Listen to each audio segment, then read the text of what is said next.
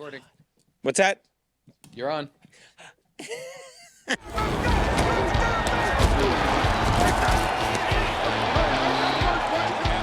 action fakes it for pass end zone. Yes, touchdown.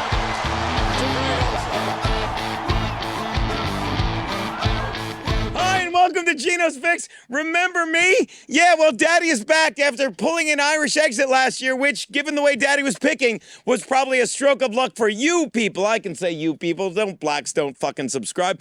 As there was not a pot of gold at the end of that rainbow the way I was picking. Of course, it didn't help that one angry little Irish elf, your friend, Kevy Brenny, was having a weekly meltdown, so I couldn't sit in that fucking green room and write the picks, because like a good little soldier, Daddy stayed out of that little girl's way. When now, and I will tell you, Steve's one of them, several have speculated that the real problem wasn't a little girl, but a bigger girl, his fucking wife, who was back at home and didn't want Kevy Brenny enjoying himself, drinking with the boys every day for $100 cash and a free bar tab. Why am I telling you this? Because I'm trying to build confidence in you for the next 4 picks in how right Daddy is and will be about everything. I called Kevin Brennan for being a lying little bitch who has no claim to the pot of gold that lies ahead for you, the Geno's Picks subscribers, at the end of the rainbow. Watch me make this a joke about calling his wife a whore. Of course, Kevin doesn't need one of those when his wife is at home and she's his own little pot of gold. And by that I mean a huge hole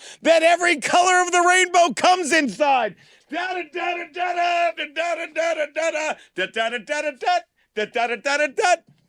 And now that we've thrown out the first whore joke of the year, let's get to Geno's Picks. My first pick, the Vikings are giving 5 and a hook to the Bucs at US Bank Stadium. Be there in 2 weeks, me and Kiki. In a world that has changed for the worse so much in the past 3 years, it's good to see some things have remained the same. Unfortunately for the Bucs fan base, the thing that has remained the same is the fact that Baker Mayfield has consistently sucked a giant dick. Sit down, Billy. And I mean this. To his credit, this will be the 3rd town he's embarrassed himself in and the fan base in the past 3 seasons. Of course, the real embarrassment here isn't the Bucs fan base, as it's the Bucs front office, who obviously are looking towards getting a top-tier QB next season by having Mayfield stink up the joint, stink up that big battleship. As the Bucs use another term we learned from COVID, they are quietly quitting. Actually, let's be honest, by starting Baker, they're loudly shitting on that fan base. Meanwhile, pure blood Kirk Cousins, I'm starting to like the guy, will do what he does best. He'll dump a huge number in a meaningless homo opener. You heard me. Take the Vikings, lay the 5 and a hook. My next pick, the Rams are getting 4 from the Seahawks in Seattle. Allow me to say about my beloved brother Max Loads' Seahawks what so many regretful club owners have said as they watch the first 15 people walk out of the room I'm performing in. I guess I was wrong about that Geno guy. And much like them, I will admit I was wrong about Geno Smith last year when I said he was a glorified number 2 QB on a team with no legit number 1. Well, now will admit I was wrong, because what he really is just a shitty number 1. Did he do well under Pete Carroll's plan last season? Yeah, until defenses did something they and Geno never did in college, read him like a book. A book.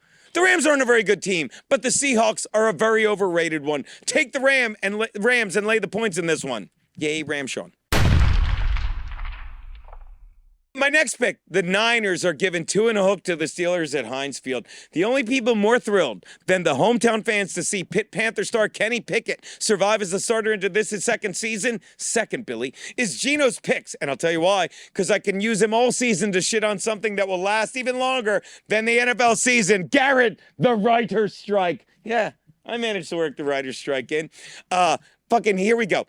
So let's get it started with this simple line. As long as you have nothing to do this week, okay, or the next 30, because you writers really ought to watch this game so you can feel a little better as you watch Nick Bosa and the Niners defensive line give just as little a fuck about a picket line as you'll be dealing with the next few months. Brock Purdy is back, and he's a proven winner. Take the Niners, lay the 2 and a hook. Which brings, yeah, I'll just wing it. I'm looking. Which brings me to my I've got the best life in the world. You know, I'm banging a 30-year-old fucking, she's stupid. Stupid funny.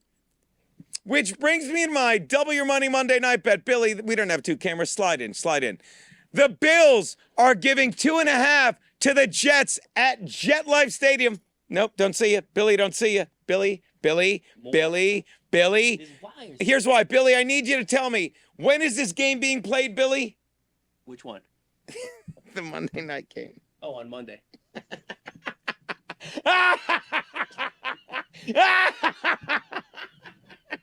At night.